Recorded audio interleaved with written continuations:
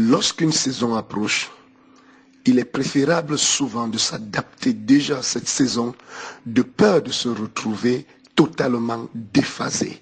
Bonjour, je suis le décodeur de mentalité, le Mirador. Ce matin, on parle de liberté.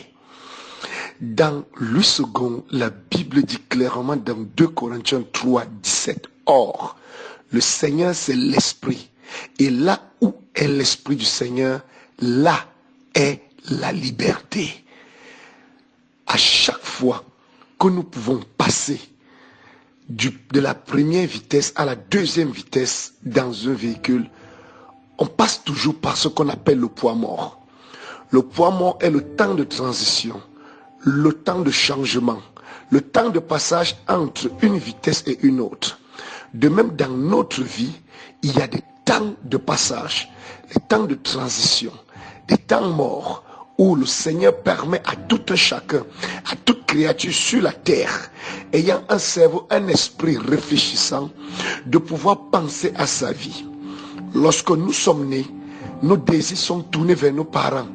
Nous allons à l'école, nous voulons réussir parce que nous voulons que nos parents soient fiers de nous. Et bien lorsqu'on finit nos études, ou lorsqu'on finit par entrer dans la vie active, il y a une étape que le Seigneur nous permet de recevoir. C'est le seul moment où nous sommes tout seuls. Nos désirs ne sont pas seulement vers papa et maman, mais à compter de maintenant, nous habitons tout seuls. Nous prenons soin de nous-mêmes. Nous devons penser à nous-mêmes. Beaucoup de gens ont vendu leur liberté au prix duquel le temps de leur liberté qu'ils devraient avoir, alors qu'ils doivent s'occuper d'eux, ils ont un boulot, ils ont un salaire, ils ont une activité qui génère de l'argent. Ils étaient encore à l'école, ils pensaient à papa. Maintenant qu'ils doivent penser à eux, ils sont incapables de vivre pour eux. Pourquoi? Parce qu'ils sont enchaînés dans leur esprit par un quelconque désir utopique de vouloir absolument un mari et une femme. Ne vends pas ta liberté et tes rêves. Lorsque tu étais petit, tu pensais toujours que hey, quand je serai grand, je vais prendre l'avion. Quand je serai grand, je vais. Tu ne disais jamais qu'une femme ou une épouse ou un homme le fera pour toi. Tu pensais toujours à Dieu. Aujourd'hui, pendant ces temps de poids mort, Dieu te demande de penser à toi. Il permet à tout un chacun dans le temps mort de penser à lui. Mais qu'est-ce que nous faisons? Nous vendons notre liberté. Beaucoup de filles sont enchaînées, liées dans les églises, les mosquées et partout. Parce que le temps de liberté où elles doivent jouir un peu de leur argent, prendre soin d'elles, le seul moment où elles peuvent se lever, sortir et revenir sans que quelqu'un ne demande où étais-tu, le seul moment où elles peuvent mettre le make-up qui leur plaît et non seulement pour un homme, le seul moment où elles peuvent manger, aller au restaurant sans que quelqu'un ne pose la question où vas-tu, c'est son temps de liberté. Et beaucoup sont entrés dans ce temps de liberté et ont vite désiré un homme dans leur vie ou une femme dans leur vie. Et après avoir fini de subvenir au désir de maman et papa, maintenant ils sont entrés pour subvenir au désir d'un homme, au désir d'une femme. Et après le désir de l'homme et de la femme, soi-disant qu'ils sont heureux. Tu n'es pas heureux.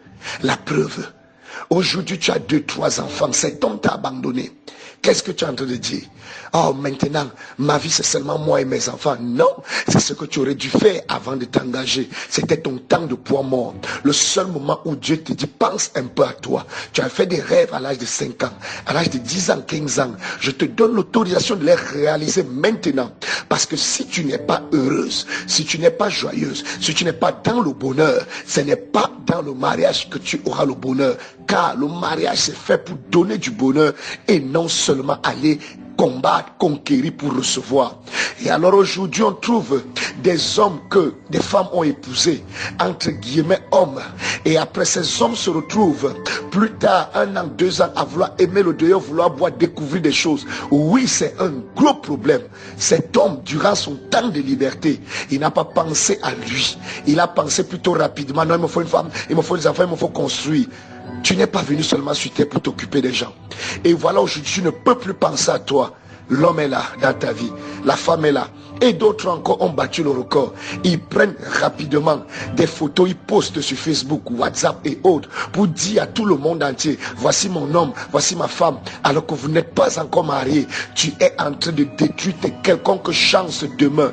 Écoute, lorsque un produit n'est plus menacé par la concurrence, le prix du produit va chuter, il n'a pas de valeur. Augmente ta valeur en t'occupant de toi durant ton temps.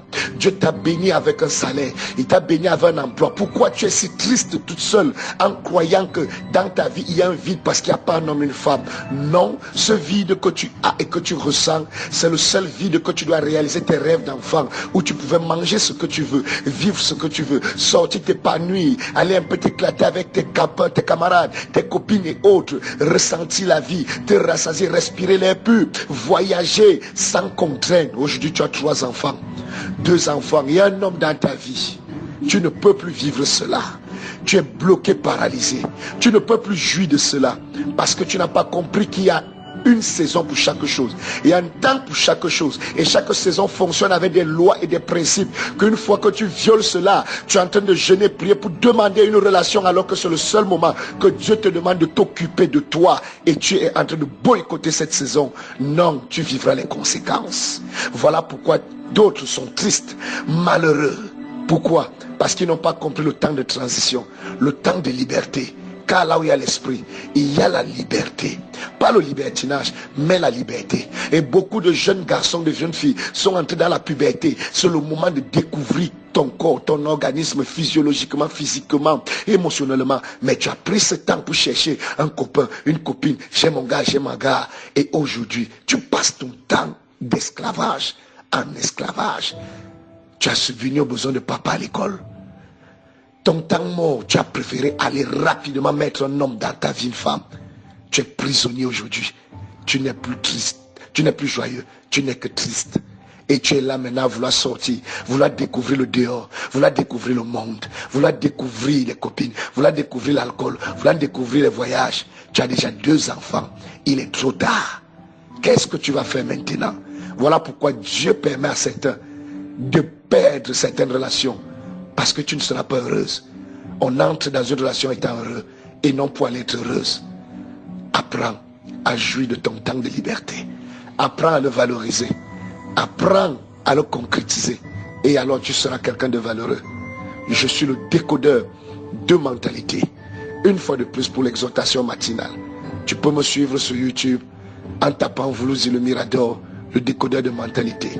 Que Dieu permette à quelqu'un aujourd'hui de comprendre les lois de son temps de liberté, de jouir de son salaire, de jouir de son temps libre, sans pression d'enfant, ni pression de mari ou de femme, mais de comprendre que c'est ton temps à toi, avant que la vitesse ne soit passée en 2e ou en 3e, pour les enfants, pour le mari, pour la femme, ou pour l'avenir. Que Dieu te bénisse. Tokos.